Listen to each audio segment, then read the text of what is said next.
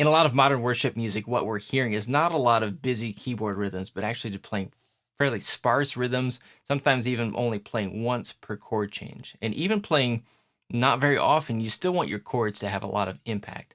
So that's what we're going to talk about in this video. How can you set up your chords to have maximum impact even if you're not playing a whole lot? Thanks for joining me at Our Worship Sound. My name is Peter, and we're here to make worship keyboard technique and technology easier. The first thing that you can do to set up your chords to have maximum impact is pay attention to what we call the chord voicings. That is just where you play the different notes of your chord. I can play the notes of a C major triad here, and it has a certain sound. Or I could play it like this, and it has a much different sound. And so knowing where you want to place your chords on the keyboard, and there's not one right way. It's not that this is always going to be less than this or anything like that. It's just kind of knowing the context and what's going to give impact for them. A couple things to keep in mind with this. One is that the lower you go on the keyboard, the more you want to spread your notes apart. I can play a whole lot of notes up here,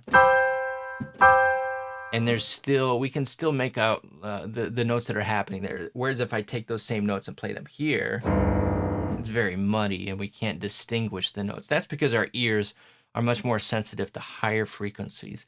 So the lower you go, the more you want to spread out your notes. And in general, the more you can kind of spread out your notes in your chords, that's going to help your chords sound better and have more impact as well. So as you're choosing your different chord voicings, look for spread voicings, and then know when to use the close voicings as well. As far as spread voicings, there are a couple things to keep in mind, and we're going to start to talk about the second tip kind of at the same time because it works together. But the second tip is know what notes you can leave out of your chords. Okay, so if I play the C major triad here, I can spread this out a little bit more by leaving a note or two out of my right hand. And so one good rule to always keep in mind is that you can often leave out the note that you're playing with your left hand. So if I'm playing the C down here, I can leave out the C in my right hand. And already we have a more spread out voicing that's more clear. Now I can also spread out the notes of my right hand by changing the order of these notes and moving the G down here. So now I have a much more spread and impactful voicing than when I played here. Or actually this. And that probably has more impact if I'm just playing a chord and letting it sit there in the music. So in order to spread out your chords, one of the things you can do is leave out the note that you're playing in the left hand. Leave it out of the right hand. And this also works when we have what we call slash chords. So if I had something in the chord chart that was C/E, what that means is E in the left hand, C in the right hand, a C chord. And again, you just want to leave out the note that you're playing in the left hand. And that's an improvement over this. It's a small one if you listen closely. There's just a little bit more clarity in that chord. So leave out the note that you're playing with your left hand. You can also start to leave out one or two of the other notes as well, especially if you're adding color notes like a second or a seventh or something like that. So if I was going to play, let me play an F major 7. So first of all, let's move the F down to the left hand. We're left with these three notes. And what I can do is, let's first of all move this down here. And if I leave out the C, we still get the full sense of that chord, but it's just a little bit more open. It maybe lets the other notes come through a little bit more too. So just have a listen for the notes that you can leave out of your chords. And as you're choosing your voicings, spread them out, play them kind of as sparse as you can get away with, and see what you can do to make your chords sound good there. The third tip I want to give you has to do with how your chords work together. So it's not just making a single chord sound good, but it's paying attention to how your chords are working together. And what we're going to use is what we call inversion. That's just playing the notes of your chord in a different order. Because what this does when your notes are working together in a progression is it is creating a movement between the chords. It mostly has to do with the note that's being played at the top of your chords. So our ears kind of hear that highest note again. So what our ears kind of drawn to is da, da, da, da. So one approach with inversions is to do what I just did, and that is to play them close together. So there's not a lot of movement. Sometimes that's just exactly what the song needs, and that's going to have the most impact.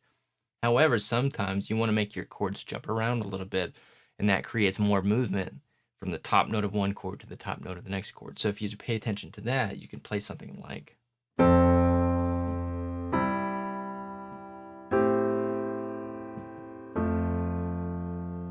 So now it's not just da da da da or something like that. It's da da da da. One more time.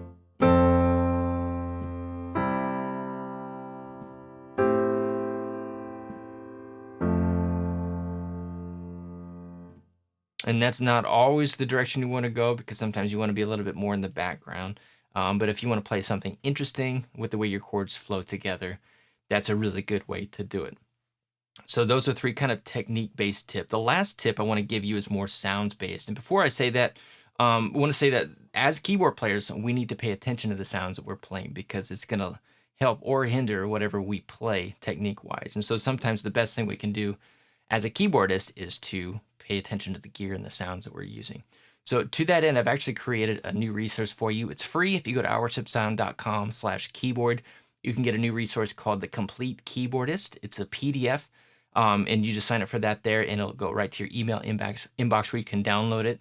And what it does is it just kind of walks through different levels of technique, artistry, and gear and sounds for everything that you need to be a complete keyboardist. And as you go through the different levels, you can kind of see where you are right now and maybe what you need to do to get to the next level.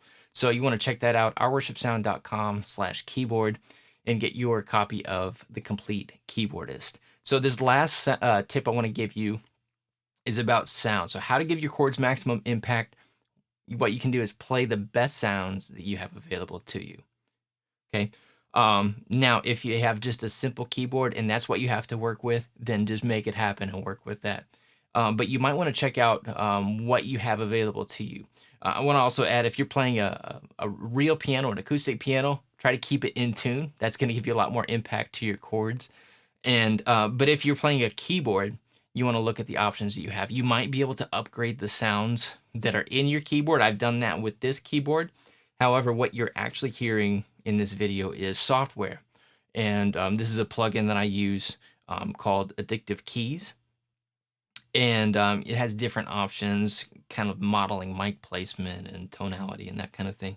But it's in the absence of an actual grand piano, which would take up this whole room, this is a really good sounding substitute. And that's something that I've done to try to upgrade my sounds to make sure that what I play has as much impact as possible, because it sounds really good. So again, just play the best sounds that you have available to you and making sure that the notes that you're playing are coming through as best as possible. So pay attention to how you're voicing your chords. Make your chords work together by choosing your inversions carefully and play the best sounds that you have available. These are some things we'll talk about in the Complete Keyboardist. So once more, you can check out this link in the description or go to ourworshipsound.com/keyboard and get your copy of the Complete Keyboardist for free. Thanks for watching, everybody. We will see you soon.